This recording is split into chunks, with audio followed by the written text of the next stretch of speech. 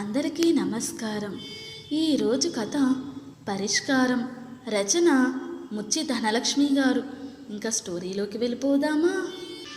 టప్ టప్ నవల చదువుతూ అందులో పూర్తిగా మునిగిపోయిన నలిని ఉలిక్కిపడి లేచి హాల్లోకి పరిగెత్తింది. చెల్లెలు బిందు ఎంతగానో ఇష్టపడి కొన్న కృష్ణుడి బొమ్మ. ఇలా వెన్న తింటున్న చిన్ని కృష్ణుడి బొమ్మ కోసం ఎప్పటి నుండి వెతుకుతున్నానో. దీన్ని కానీ మా హాస్టల్కి తీసుకెళితే 3 ముక్కలవుతుంది, డౌట్ లేదు అని మరీ చెప్పి ఆ షెల్ఫ్లో పెట్టింది. ఇప్పుడు 3 కాదు 30 ముక్కలైంది. ఇది చెల్లెలకి తెలిస్తే ఇక 3వ ప్రపంచ యుద్ధమే. పగిలిన ముక్కలకి ఓ వైపు అనిల్, మరోవైపు రాజ్ నిలబడ్డారు. నేను కాదు పిన్ని, వీడే, నలినిని చూడగానే చెప్పాడు అనిల్. నేను కాదు, రాజు కూడా వచ్చేరా అని మాటలతో అరిచాడు. అరెరే, ఏంటా శబ్దం? తీరిగ్గా వంటింట్లో నుండి వస్తున్న సుజాతను చూసి మరింత ఆశ్చర్యపోయింది. పంచదార కోసం వచ్చాను, నువ్వేమో ఇంట్రెస్ట్గా ఏదో చదువుతున్నావు, ఎందుకులే డిస్టర్బ్ చేయడమని. ఆగి నలిని వైపు చూసింది. నలిని కళ్ళల్లో కోపం ప్రస్ఫుటంగా కనిపిస్తుంది. ఈలోపే ఇంత చేశారా? అదిగో మీ పిన్నికి ఎంత కోపం వచ్చిందో చూడండి. చెప్తే వినరు కదా. ఇద్దరిని చేత్తో పట్టుకుని వెళ్ళిపోయింది. కనీసం సారీ కూడా చెప్పలేదు. ఒక మాట అనలేదు పిల్లల్ని. ఏడుపు మొహంతో అదంతా శుభ్రం చేసే పనిలో పడింది నలిని.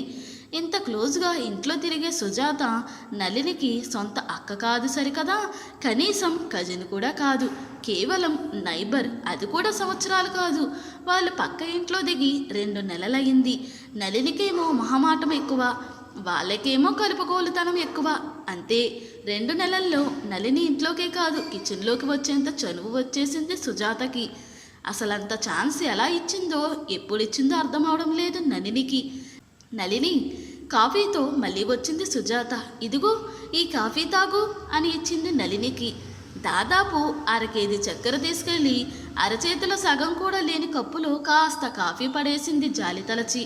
ఇంతకీ ఆ బొమ్మెంత?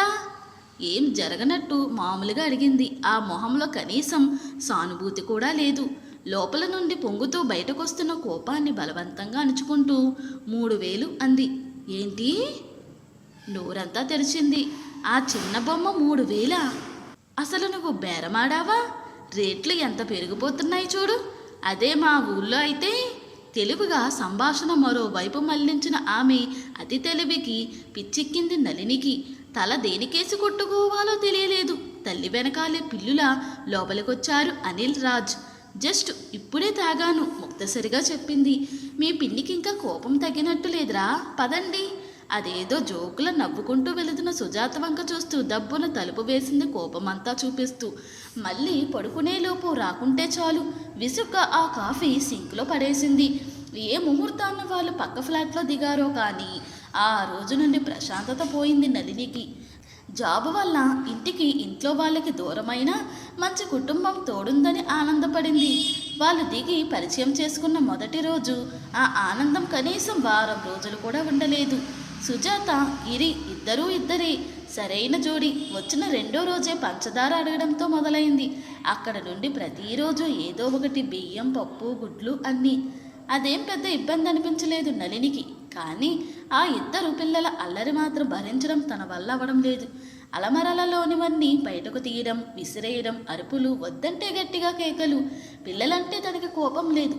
పిల్లలు తెల్ల కాగితాల్లాంటి వాళ్ళు. మనమేం రాస్తే అదే కనిపిస్తుందని తనకు తెలుసు. తప్పు చేసినప్పుడు అలా చేయకూడదని చెప్తే కదా వాళ్ళకు అర్థమయ్యేది.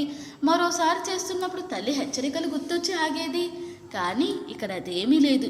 వాళ్ళేం చేసినా ఎంత అరిచినా ఏమనరు. పక్కింటి వాళ్ళెవరైనా పొరపాటున ఏంటమ్మా గొడవ అంటే, మా ఇల్లు మా ఇష్టం, ఏమైనా చేసుకుంటామంటుంది మొహమాటం లేకుండా. నిజం చెప్పవే, వాళ్ళింట్లో నువ్వుంటున్నావా, నీ ఇంట్లో వాళ్ళుంటున్నారా, లేక అందరూ కలిసి ఒకే ఇంట్లో ఉంటున్నారా? స్నేహితురాలు మైథిలి ఊరికే ఏడిపిస్తుంటుంది ఇంటికి వచ్చిన ప్రతిసారి. తను ఒంటరిగా ఉంటుందని సెలవు రోజుల్లో ల్యాప్టాప్ తీసుకుని అక్కడికే వచ్చేసేది మైథిలి. ఇద్దరూ కలిసి వర్క్ చేసుకునేవారు.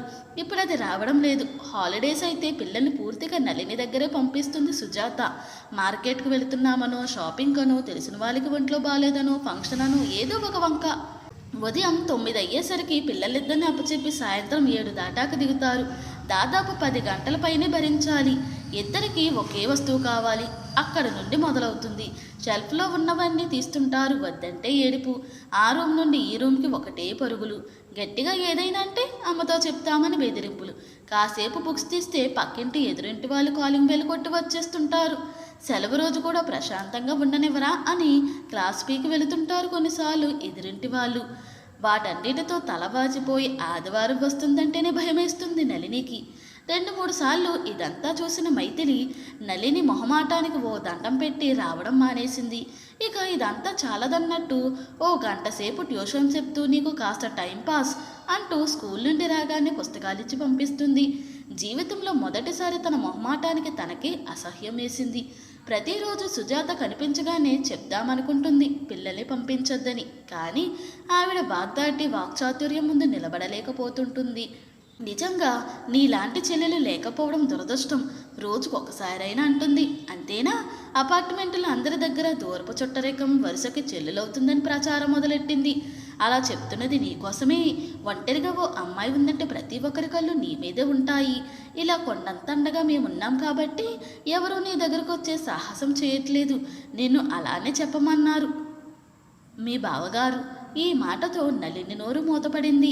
వారం రోజుల తర్వాత వచ్చిన బిందు గట్టిగానే గొడవపడింది బొమ్మ కోసం. నీ మొహమాటం జబ్బుకి ఇంకెంత ఖర్చు అవుతుందో, అసలు ఎప్పటికి మారుతావు నువ్వు? తిడుతుండగానే కాలింగ్ బెల్ మోగింది. అదిగో 9 అయింది కదా. ఆహ్వానించని అతిథులు వేలయ్యింది. ఈ రోజేం చెప్తారో. ఆదివారం రావడం పాపం. నువ్వెక్కడే ఉండు, బయటకు వస్తే బాగుండదు అని వెళ్ళి తలుపు తీసింది. ఆకుపచ్చ రంగు గద్వాల్ చీరలో సుజాత, నీల రంగు సూటులో గిరి మెరిసిపోతూ దర్శనమిచ్చారు. కళ్ళు కాస్త దించింది. దానికి పూర్తి వ్యతిరేకంగా స్నానాలు చేయకుండా నిన్నటి స్కూల్ డ్రెస్సులోనే కనిపించారు పిల్లలు. తలుపు తెరిచిన బిందును చూసి వాళ్ళు షాక్ అయ్యారు. బిందు తత్వం సుజాతకి బాగా అర్థమైంది. ఈ 2 నెలల్లో నళిని దగ్గర ప్రదర్శించిన టెక్నిక్స్ ఏవీ పనిచేయలేదు. ఏదో మేం పక్కనున్నాం కాబట్టి మీ అక్కనింత జాగ్రత్తగా చూసుకుంటున్నాం, లేకుంటే ఎన్ని ఇబ్బందులు పడేదో. ఆఖరి అస్త్రం వదిలింది ఒకసారి బిందు దగ్గర. మా అక్క ఇక్కడికి వచ్చి 2 సంవత్సరాలు దాటింది. అప్పటి నుండి దాని జాగ్రత్త అదే చూసుకుంటుంది. చుట్టుపక్కల వాళ్ళతో ఒక మాట రాకుండా ఒత్తి పలికింది కావాలని. అందుకే బిందు వచ్చిన 2-3 రోజులు కాస్త దూరంగా ఉంటుంది సుజాత.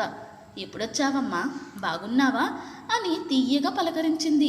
ఉదయమే వచ్చాను. ఎక్కడికో వెళుతున్నట్టున్నారు? అన్నయ్య వాళ్ళ గృహప్రవేశం. ఇదిగో వీళ్ళిద్దరినీ రమ్మంటే పిన్నితోనే ఉంటామని ఒకటే గొడవ.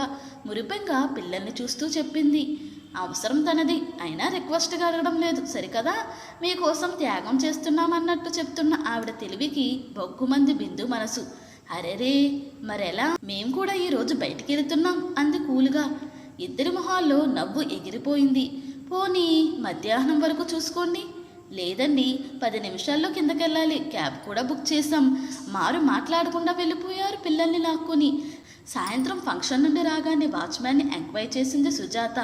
లేదమ్మా, వాళ్ళిద్దరూ కిందకే రాలేదు. ఒక్కరోజు పిల్లల్ని చూసుకోమంటే అబద్ధం చెప్పాల్సిన అవసరం ఏముంది? కోపంగా పైకెళ్ళింది. తలుపు తెరిచే ఉండడంతో లోపలికెళ్ళి ఆవేశంగా ఏదో అనబోయిన సుజాతని అని వారించింది ల్యాప్టాప్ ముందు కూర్చున్న బిందు. మీటింగ్ పెదాలు కదిర్చింది. బెడ్రూమ్ వైపు చూసింది. నళిని కోసం పడుకుంది అన్నట్టు సైగ చేసింది. చేసేదేం లేక వెళ్ళిపోయింది పెద్ద పెద్ద అడుగులేస్తూ. ఆ రోజు నుండి సుజాతని పిల్లల్ని అంతగా రానివ్వలేదు బిందు. మీటింగ్ ఉందని, వర్క్ ఉందని ఏదో ఒకటి చెప్పేది. పైకి బట్టలారేయడానికి వెళ్ళినప్పుడు మాత్రం నళినిని పట్టుకుంది సుజాత. అదేంటి నళిని, మీ చెల్లి ఎవరితోనూ కలవదు, కనీసం పిల్లల్ని కూడా దగ్గరకు రానివ్వదు. ఎంత చదువుకున్నా ఉద్యోగమున్నా రేపు పెళ్లి చేసుకోదా ఏం? అప్పుడేం చేస్తుంది? అత్తామామని దూరంగా ఉంచితే ఊరుకుంటారా? ఆగ్రహం పట్టలేక అనేసింది. తన చెల్లి గురించి తనకే చెప్పడమా? నళినికి మామూలు కోపం రాలేదు. బిందు నిర్ణయమే కరెక్ట్ అనుకుంటూ కిందకెళ్ళింది. 15 రోజుల తర్వాత బిందు వెళ్ళిపోతుందనడం చూసి హాయిగా ఊపిరి పీల్చుకుని ముందు రోజు చేసిన పాయసం తీసుకుని వెళ్ళింది. నళిని తలుపు తీసుకుని అడుగు పెట్టిందో లేదో భౌ భౌ మని బేకర్ అరుపులు. హడలిపోయి పాయసం బౌలు వదిలేసింది కిందకు. గోధుమ రంగులో ఉన్న కుక్కపిల్ల సోఫాల నుండి దబ్బున గెంతింది సుజాతను చూస్తూనే. హోలీ ముద్దుగా పిలుస్తూ వచ్చింది నళిని. ఇదేంటి నళిని, ఎవరిదే కుక్క? గుమ్మం బయట నిలబడి అడిగింది. మా మైథిలి వాళ్ళది. వాళ్ళు బెంగళూరు వెళుతూ నాకిచ్చారు. అంటే నువ్వు పెంచుతావా? అంత భయంకరంగా అరుస్తుంది. నా గుండె ఆగిపోయిందనుకో. తల్లి వెనకే రాబోతున్న పిల్లని చూసి మరోసారి అరిచింది. దెబ్బకిద్దరూ ఇంట్లోకి పరిగెత్తారు. అయ్యయ్యో, పిల్లలు చూడు ఎలా భయపడిపోయారో. ముందు దాన్ని కట్టేయ్. అలా కట్టేస్తే రోజంతా అరుస్తూనే ఉంటుంది. అయినా చిన్నపిల్ల, అటూ ఇటూ తిరిగితేనే సరదా. ఆ డైలాగ్ సుజాతది. పిల్లల్ని ఎప్పుడైనా పొరపాటున కాసేపు కూర్చోండిరా, వర్క్ ఉంది అంటే పిల్లలు కదా అటు ఇటు తిరిగితేనే సరదా అంటుంది. అయినా నీకెలా కుదురుతుంది? ఆఫీస్కి వెళ్తావు కదా. వెళ్ళేటప్పుడు మైథిలి వాళ్ళ పెదనాన్నకి ఇచ్చేసి వెళతాను. వాళ్ళు సెకండ్ ఫ్లోర్లోనే ఉన్నారు కదా. హోలీని ఒళ్ళో కూర్చోబెట్టుకుంటూ అంది. దాని వంక చూస్తూ మెల్లగా ఒక అడుగు వేసింది ముందుకి. భౌ భౌ ఇల్లెదిరిపోయేలా అరుస్తూ సుజాత మీదకొచ్చింది. హోలీ క్వైట్. ఇది ఇంతే, నాకు బాగా అలవాటు కనుక నా దగ్గరకు వచ్చింది. కానీ ఎవరిని ఒక పట్టాన నమ్మదు. ఎంత క్యూట్గా ఉంది కదూ. ఎత్తుకుని ముద్దాడింది. సుజాతని లోపలికి రమ్మని కూడా పిలవలేదు. చాలా క్యూట్గా ఉంది. వచ్చిన వాళ్ళందరి మీదకు అరుస్తూ రావడం, రుసరసలాడుతూ వెళ్ళిపోయింది. గుండెల్లో భారం అంతా దిగిపోయింది నళినికి. లేకుంటే పగలంతా ఆఫీసులో పనిచేసి సాయంత్రానికి ఇంటికి వస్తే చాలు వాళ్ళిలా వీళ్ళలా అంటూ అందరి మీద గాసిప్స్ విని విని పిచ్చెక్కిపోయింది. ఏ రోజైతే బిందును తన ముందే తిట్టిందో ఆ క్షణమే సుజాత మీదున్న అభిమానం పూర్తిగా పోయింది. నళినికి హోలీ మీదున్న ఇష్టాన్ని చెరిపేయడానికి ప్రయత్నించి విసిగిపోయింది సుజాత. దాన్ని మచ్చిక చేసుకోవడానికి గట్టిగానే ట్రై చేసింది. కానీ కొత్త వాళ్ళని చూస్తేనే మీదకు దూకే హోలీ లొంగలేదు. ఓసారి అనిల్ మెల్లగా బెడ్రూమ్లోకి దూరాడు, హోలీకి కనిపించకుండా. అంతే, హాల్లో నుండి కిచెన్లోకి, అక్కడ నుండి బయటకు వెంటపడి పరిగెత్తించింది. వాడు కింద పడి దెబ్బ తగిలించుకున్నాడు. నళినికి బాధ అనిపించినా తన చుట్టూ తిరుగుతున్న హోలీని కొట్టలేకపోయింది. పదండ్రా, పిన్ని పిన్ని అని మీరే వెంటబడుతున్నారు. ఆవిడకి మనకన్నా కుక్కే ఎక్కువ. పిల్లలిద్దరి వీపులపైన నల్లిని చూస్తుండగానే 2 దెబ్బలేసి లోపలికి తీసుకెళ్ళిపోయింది.